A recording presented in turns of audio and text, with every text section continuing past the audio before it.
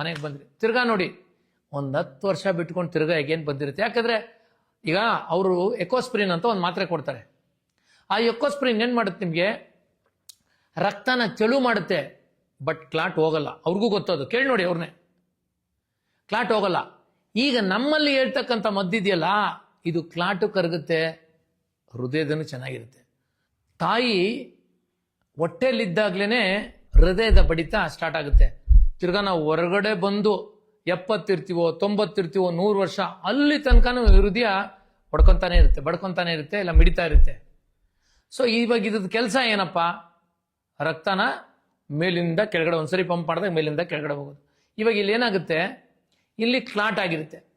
ಅದು ಯಾವಾಗ ಗೊತ್ತಾಗುತ್ತೆ ನಮಗೆ, ಹಾರ್ಟ್ ಅಟ್ಯಾಕ್ ಆದಾಗಲೇ ಗೊತ್ತಾಗೋದು.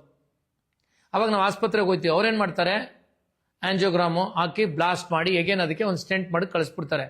ಬಟ್ ಅದಾದ್ಮೇಲೂ ಪುನಃ ಬರುತ್ತೆ. ಯಾಕೆ ಬರುತ್ತೆ, ಆಹಾರ ಪದ್ಧತಿಯಲ್ಲಿ ನೀವು ಸರಿ ಇರಲ್ಲ. ನೀವೆಷ್ಟು ತಿಂದಿರ್ತೀರೋ ಅಷ್ಟು ಜೀರ್ಣ ಮಾಡಿ ಈಚೆ ಕಳಿಸ್ಬೇಕು, ಅದಕ್ಕೆ ಸ್ಟೋರೇಜ್ ಮಾಡಕ್ಕೆ ಬಿಡಬಾರ್ದು.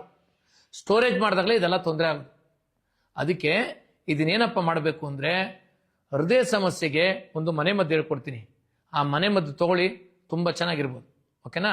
ಒಂದು ನಿಂಬೆಹಣ್ಣು, ಎರಡನೇದು ಶುಂಠಿ, ಮೂರನೇದು ಅರ್ಜುನ ಮರ ಇದೆಯಲ್ಲ ಅದ್ರ ಚಕ್ಕೆ.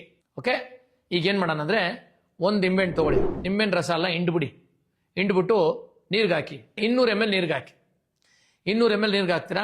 ಶುಂಠಿ ನೋಡಿ, ಈ ಸೈಜ್ ಶುಂಠಿ ಹಾಕಿ, ಚೆನ್ನಾಗಿ ಸಿಪ್ಪೆ ಎರೆದುಬಿಟ್ಟು ತೆಗಿಬೇಕು. ಶುಂಠಿ ಜಜ್ಜಿ ಹಾಕ್ಬಿಡಿ. ಇವಾಗ ಇದೆರಡನ್ನೂ ಚೆನ್ನಾಗಿ ಕುದಿಸ್ಕೊಳ್ಳಿ.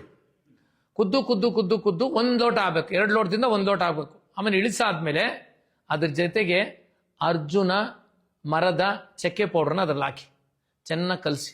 1 ಸ್ಪೂನ್ ಪೌಡ್ರನ್ನ ಚೆನ್ನಾಗಿ ಹಾಕ್ಬಿಟ್ಟು ಕಲಿಸ್ಬಿಟ್ಟು ಬೆಳಿಗ್ಗೆನೋ ಮಧ್ಯಾಹ್ನನೋ ಸಂಜೆನೋ ಒಟ್ಟಿನಲ್ಲಿ 2 ಸರಿ ಕುಡಿಬೇಕು. ಇದು ಔಷಧಿ ಅಲ್ಲ, ಇದು ಯಾವುದು ಮೆಡಿಸಿನ್ ಅಲ್ಲ, ಇದು ಮನೆ ಮದ್ದು. ಈ ರೀತಿ ಕುಡ್ಕೊಂಬಂದಾಗ ನಿಮಗೆ ಕ್ಲಾಟ್ ಬರಲ್ಲ, ಬ್ಲಡ್ ಕ್ಲಾಟ್ ಆಗಲ್ಲ. ನೀವು ಎಕೋಸ್ಪ್ರಿನ್ ತಗೊಂಡಾಗ ರಕ್ತ ತೆಳುವಾಗುತ್ತೆ, ಆದರೆ ನಿಮಗೆ ಕ್ಲಾಟ್ ರಿಮೂವ್ ಆಗಲ್ಲ. Again angiogram, again stent. ಇದು ಬೇಡ ಅಂದವರು ಈ ಮನೆ ಮದ್ದೇ ಹಾಕೊಳ್ಳಿ, ಸರಿನಾ? ದಾಸವಾಳ ಹೂ ಕೆಂಪುದಿದ್ರೆ 1-2-3 ಡೈಲಿ ತಿಂತಾರಿ. ನಿಮ್ಗೆ ಹಂಗೂ ಇದ್ರ ಜೊತೆ ಕಷಾಯ ಮಾಡಬೇಕು ಅಂದರೆ ಜೀರಿಗೆ, ಒಣಶುಂಠಿ ಪುಡಿ, ಕೆಂಪು ದಾಸವಾಳ 3 ಮಡಗ್ಬಿಟ್ಟು ಕಷಾಯ ಮಾಡಿ ಕುಡಿಬೋದು. ಇದನ್ನು ಬ್ಯೂಟಿಫುಲ್, ಇದನ್ನು ಮಾಡ್ಬೋದು.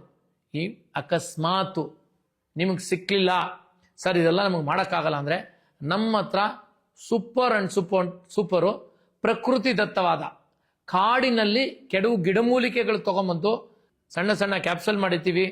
ಚೂರ್ಣ ಇರುತ್ತೆ, ಕಷಾಯ ಇರುತ್ತೆ, ಲೇಗ್ಯ ರೂಪದಲ್ಲಿ ಇರುತ್ತೆ.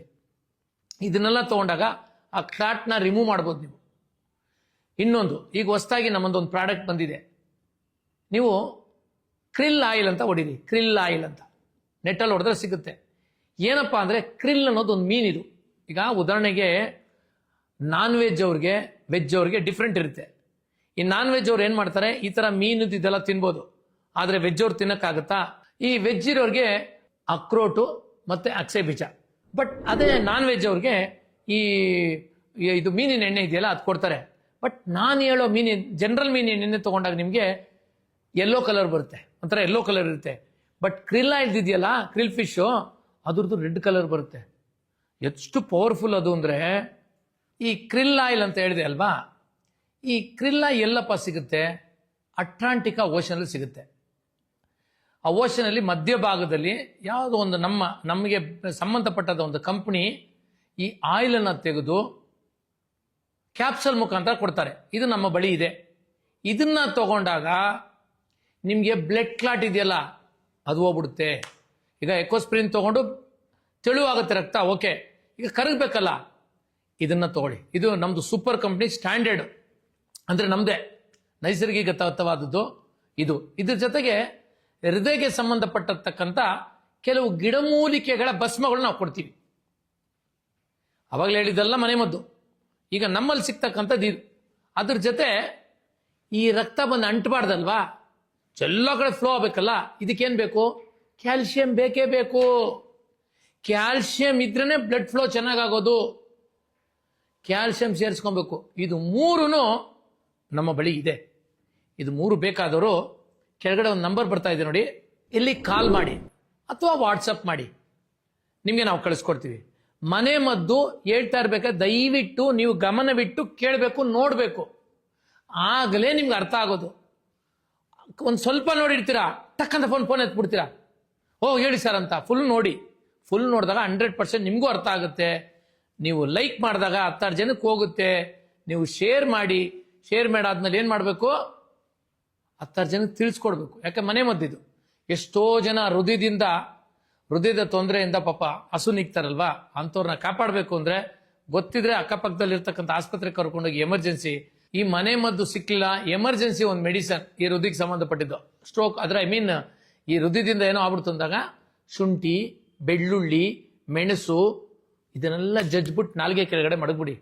ಅವಾಗ ಸ್ವಲ್ಪ ಫಸ್ಟ್ ಏಡ್ ಮಾಡ್ದಂಗೆ. ನಂತರ ನೀವು ಪಕ್ಕದಲ್ಲಿ ಇರ್ತಕ್ಕಂಥ ಆಸ್ಪತ್ರೆಗೆ ಹೋಗ್ಬೋದು ಅಲ್ವಾ. ಈ ಹೃದಯದ ಸಮಸ್ಯೆಗೆ ನಾವು ಮನೆ ಮದ್ದು ಹೇಳಿದ್ದೀವಿ. ನಮ್ಮಲ್ಲಿ ಸಿಗ್ತಕ್ಕಂಥ ಈ ನೈಸರ್ಗಿಕವಾದ ಪ್ರಕೃತಿ ದತ್ತವಾದಂಥ ಮೆಡಿಸನು ಹೇಳಿದ್ದೀವಿ. ಬೇಕಾದವ್ರು ಕಾಲ್ ಮಾಡಿ. ಇಷ್ಟೊತ್ತು ನಮ್ಮ